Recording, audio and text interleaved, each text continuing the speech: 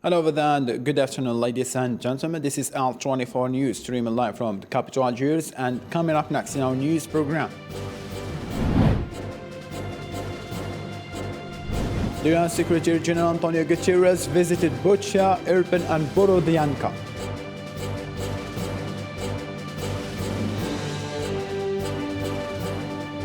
Algeria threatened Wednesday to cut off gas supplies to Spain if any of the gas winds up in a different location than specified by the binding contract.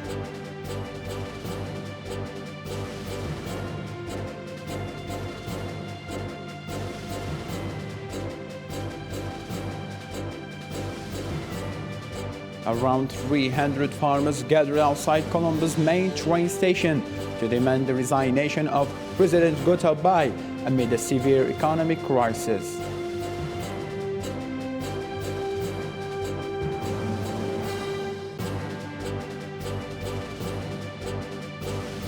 Residents of Beijings districts are lining up to get tested for COVID as the capital continues its mandatory screening campaign.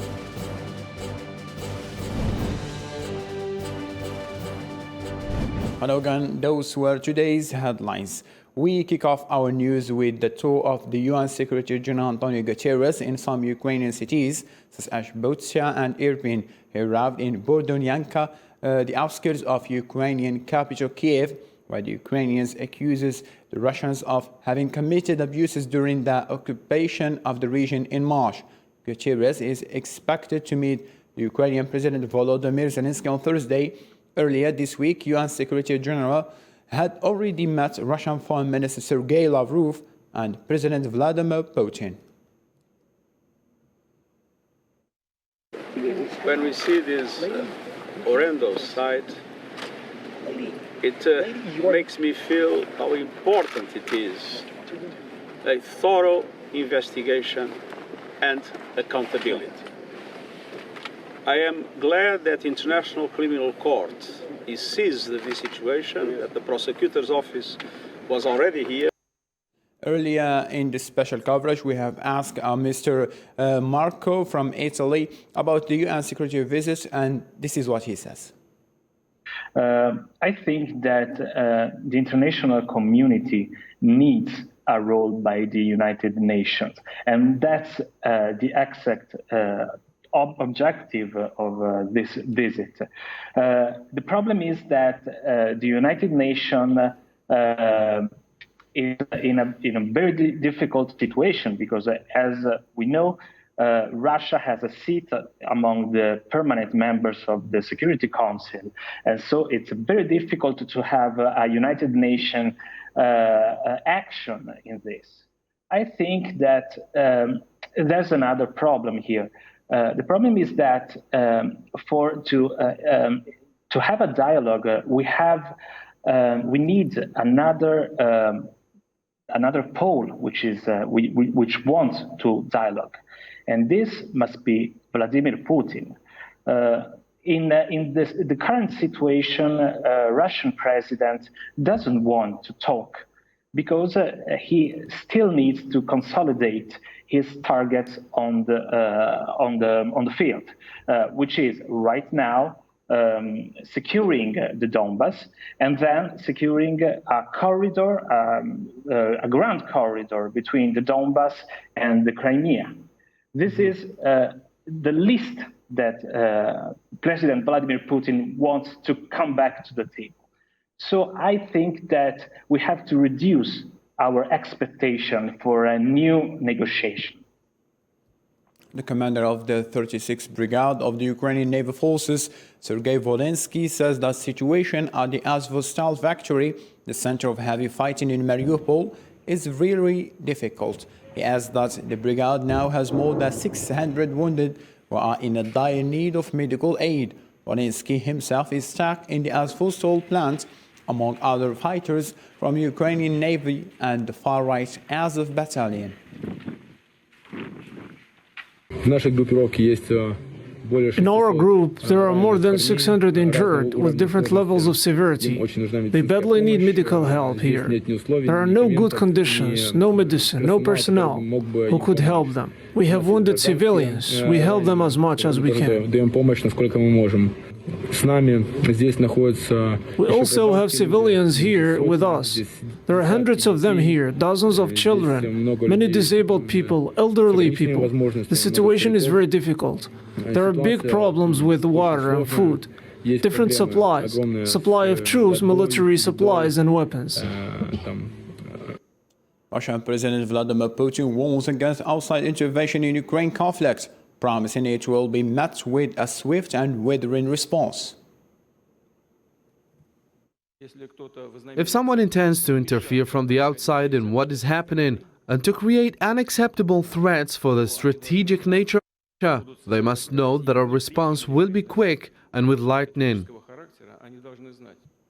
Residents in the pro-Russian separatist region of Moldova, Transnistria, have been told that they will be eliminated with no prior warning in fake message apparently designed to sow panic on Ukraine's southwestern border.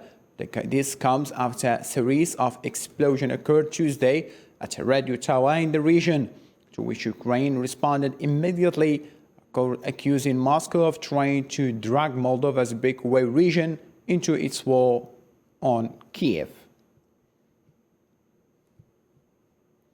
Following Russia's own state Gazprom, Russia's state-owned gas company informed both the EU countries on Tuesday that it would halt gas supplies to Poland, and after that they refused to pay for deliveries in rubles.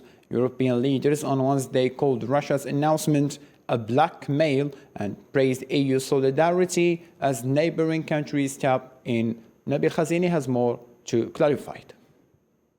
Not a single cubic meter of Russian gas will arrive in the Polish and the Bulgarian pipelines. Russia has indeed closed the valves in a blow of pressure from the Kremlin, which says the two countries, unlike all Europeans, did not pay their bills in rubles. But the European Union branded the move a blackmail. Not only to pay for Russian gas in rubles, but also to introduce a customs tax for Russian gas and oil, so that Russia cannot easily acquire new markets. We also call for the imposition of retaliatory sanctions, so that the Russian budget suffers maximum losses.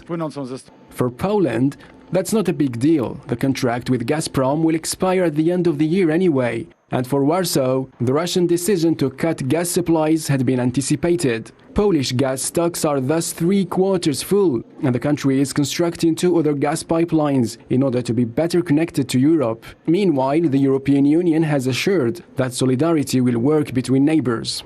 Both Poland and Bulgaria are now receiving gas from their EU neighbors. And this shows, first of all, the immense solidarity among us, but it also shows the effectiveness of past investments, for example, in interconnectors and other gas infrastructure. Awaiting for this, there will surely be at least one more cold winter to come before major economies in Europe find other energy sources. In a speech on Wednesday evening at the official residence of the Lord Mayor of the City of London, UK Foreign Minister Liz Truss called for expanding deliveries of heavy weapons and aircraft to Ukraine, stressing that it is the right time to stand up courageously in the face of Russia. The war in Ukraine is our war. It's everyone's war, because Ukraine's victory is a strategic imperative for all of us. Heavy weapons, tanks, aeroplanes, digging deep in our inventories, ramping up production. We need to do all of this. Some argue that we shouldn't provide heavy weapons for fear of provoking something worse. But my view is that inaction would be the greatest provocation. This is a time for courage, not for caution. To a different matter now, the President of the Republic of Chile, Gabriel Boric, met with the High Representative for Foreign Policy of the European Union, Josep Borrell, in the Chilean capital, Santiago. During the meeting, the head of state of the Latin American country, Gabriel Boric, condemned the Russian military operation in Ukraine. In another matter, the head of European diplomacy, Josep Borrell, mentioned the importance of the Chilean constituents process. Although we are in Santiago and the city is very far from Ukraine, deep down it's close because what is decided there affects a global political architecture based on values and rights, also based on respect for contracts, and what Russia does today is turning a dependency into an act of aggression. In multilateral organizations, we have agreed with our vote against the war and condemning the Russian aggression. And we have also talked with our Latin American peers to act in the same direction. The International Atomic Energy Agency Director General Rafael Grossi has appealed for access to the nuclear facility in Zaporizhzhia, Ukraine, stating that the level of safety there is like a red light flashing. The biggest nuclear power plant in Europe is currently under Russian control. This agency, according to Grossi, has to re-establish links with the plant, which also needs to be repaired. Algeria threatens Wednesday to cut off gas supplies to Spain if any of the gas winds up in a different location than specified by contract, and transporting any amount of Algeria gas to a different destination and is considered a breach of contractual obligations and would lead to termination of the contract by the state-owned energy company Sonatrach and the Spanish customer. Turkish President Recep Tayyip Erdogan is planned to meet Saudi Arabia Crown Prince Mohammed bin Salman. According to the Turkish officials, the visit will take place on Thursday. It is said that the Turkish president aims at reviving ties with Saudi Arabia after deterioration of diplomatic and economic relations between the two countries since 2018. However, no confirmation of the meeting from Saudi side.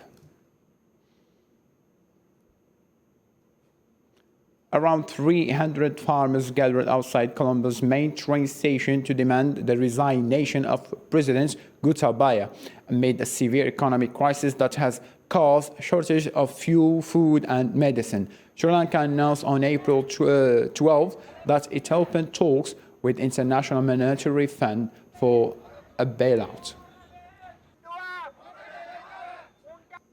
The COVID-hit city of Shanghai is making more resources available to improve vaccination rates among the elderly as daily case number declined, and it took a way out of 4 weeks of a stringent lockdown restriction. Beijing and Shanghai residents queuing for COVID-19 testing extend to almost all of the 22 million inhabitants. The hardest hit city is Shanghai, which again announced 52 new deaths on nearly 70,000 positive cases in 24 hours. The 25 million inhabitants have been under severe confinement since the beginning of April. Residents of Beijing's hidden districts, of the largest in the Chinese capital, are lining up to get tested for COVID as the capital continues its mandatory screening campaign. This comes after health authorities stated that they had detected 50 more cases of coronavirus.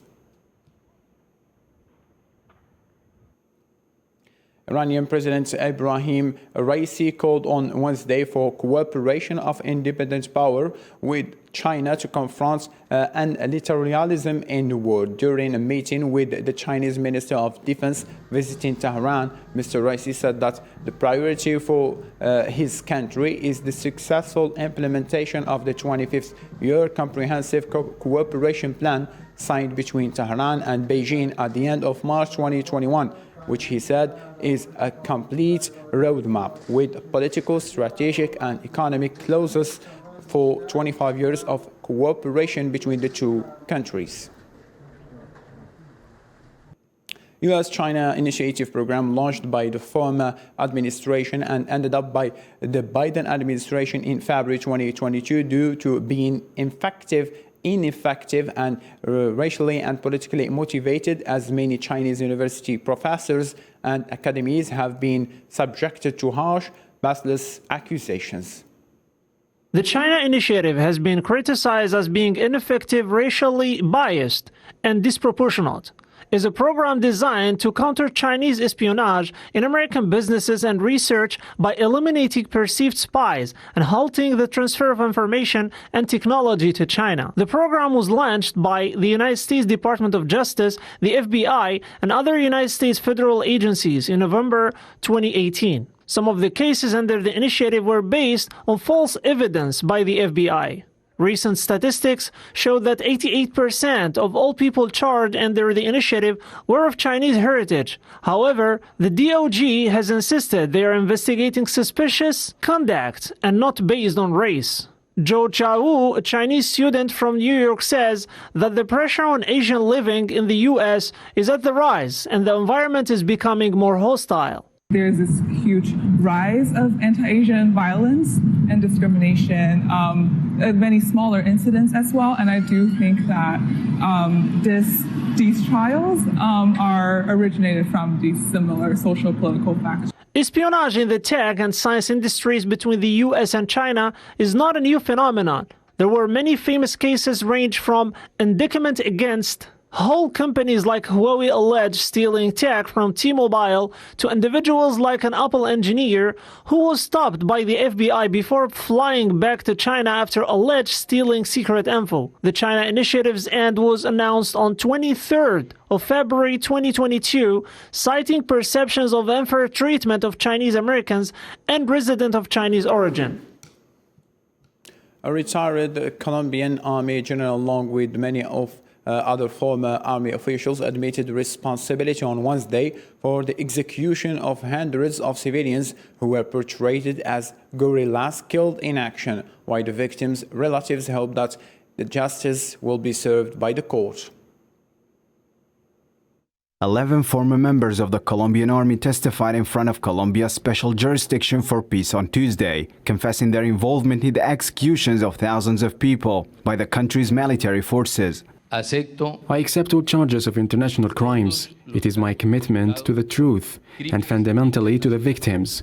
It's the first time that former military officers have officially admitted their role in the deaths of civilians. With deep sadness to the heinous crimes committed by my subordinates, I sincerely offer my regrets for not acting with more diligence. Most of the victims, as stated by the ex-officials, were peasants from rural areas who were promised work but ultimately executed. I acknowledge and I accept my responsibility as a co-perpetrator for war crimes, crimes against humanity, and murder of a protected person, murders and crime committed by me. We made a theater to show supposed combats. Because of pressure from high command, I killed the relatives of people who are here, taking them with lies and deceit, shooting them, murdering them cruelly, cowardly, and planting guns and saying that they died in combat, that they were guerrilla. According to the country's Transitional Justice Court, more than 6,000 people were killed and misleadingly presented as rebels during the term of ex-President Álvaro Uribe, while some victims' groups claim the figure could be higher. La palomita blanca del país. The Colombian state looked very good. Who is to blame for that? Álvaro Uribe Vélez, the little white dove of the country. That little white dove would be good to dress up in black. We're dressed in black, but we're purple in the heart. Very sad. Many army officials have been arrested and charged with their complicity in the murders. Families are expecting the court investigations will uncover the truth about their relatives' deaths and that justice will be served.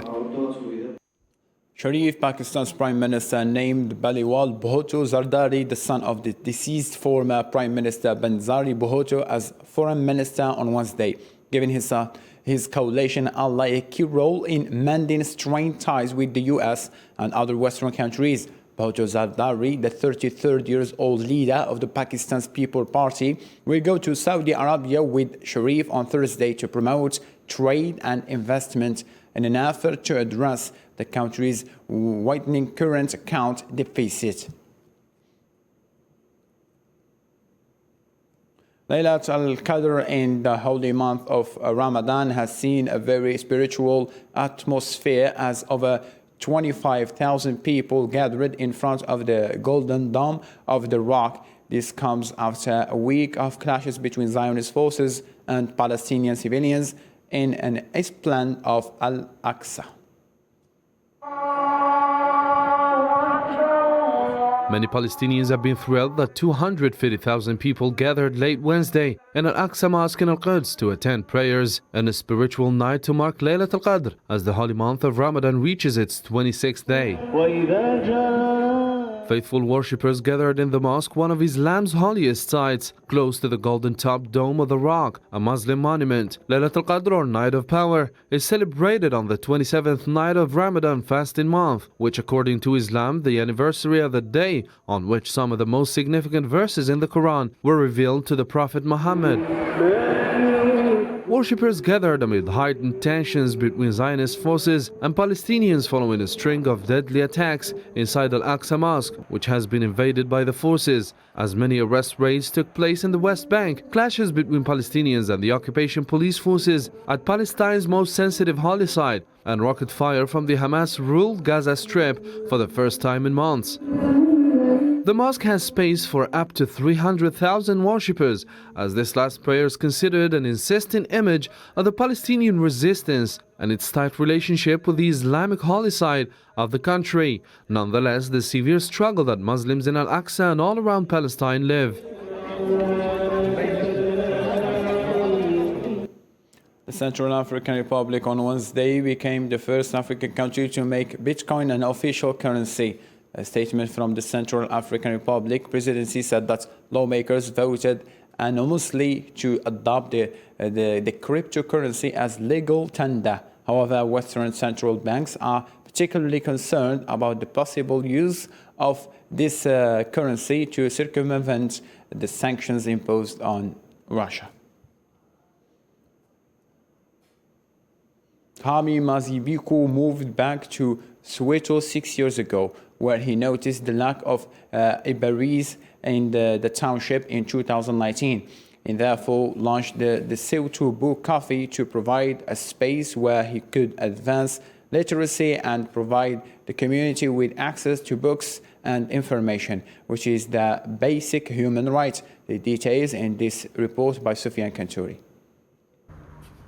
There is no indication of what lies behind the gate of this house on quiet Soweto Street. Book-lined walls from the hallway to the stairwell, through which Tahami Mazibuku, the township bookseller, waved his way. I'm a reader myself. When I came back here around 2016, 15, there were no bookstores at all. I didn't have books. So I started collecting books. I had some of the books that I travel around with. So when I used to live in the city, I had my books with about 30 books.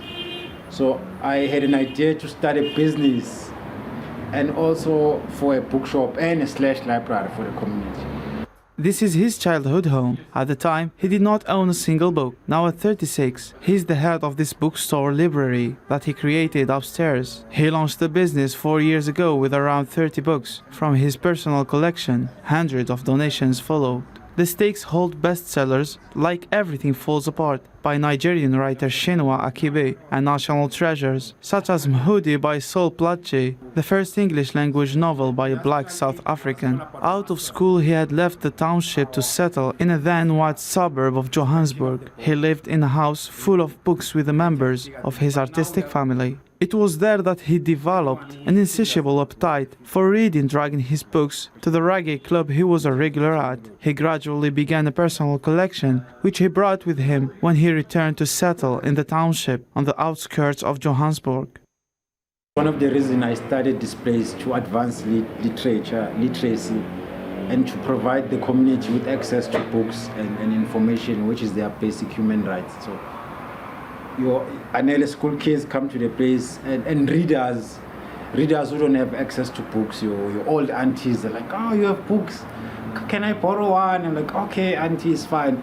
And then those who can afford, they have membership cards for the library, so they pay membership fee. Some who could not afford books then began to borrow one, then two. This is how the Soweto Book Cafe began. Today, Tami Mazibuku sells books to those who have money. Others can subscribe for just over €3 a year to borrow, even if in reality, he lends books to almost anyone who asks him.